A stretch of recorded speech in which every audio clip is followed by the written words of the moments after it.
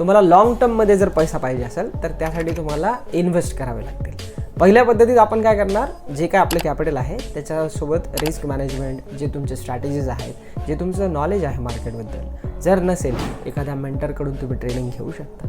आणि जर तुम्हाला या गोष्टी नको आहेत तर बाय द टाईम तुम्ही जो पैसा इन्व्हेस्ट करताय तो पैसा ग्रो होईल मार्केटमध्ये. जर तुम्ही 2001 पासून 2024पर्यंत निफ्टी 50ची ग्रोथ बघितली, जर मागच्या 20 वर्षाची जरी ग्रोथ बघितली तर 15% CAGR आहे दर वर्षाला. CAGR म्हणजेच काय, कंपाऊंडेड ॲन्युअल ग्रोथ रेट.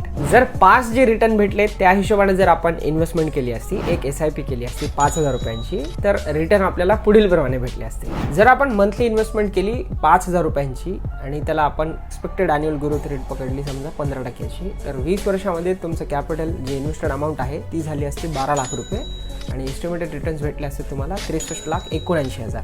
म्हणजेच टोटल व्हॅल्यू झाली असती 75,79,000 रुपये. आणि जी दुसरी पद्धत आहे ट्रेडिंग, ज्यामध्ये लोकांना मंथली पैसे हवेत किंवा इंट्राडेला पैसे हवेत, त्यासाठी तुम्हाला एक्सपिरियन्स लागेल, नॉलेज लागेल. आणि एक्सपिरियन्स आणि नॉलेज या दोन्ही गोष्टी केव्हा येतील, बाय द टाईम येतील. त्यामुळे तुम्हाला मार्केटमध्ये जास्तीत जास्त टाईम स्पेंड करावा लागेल.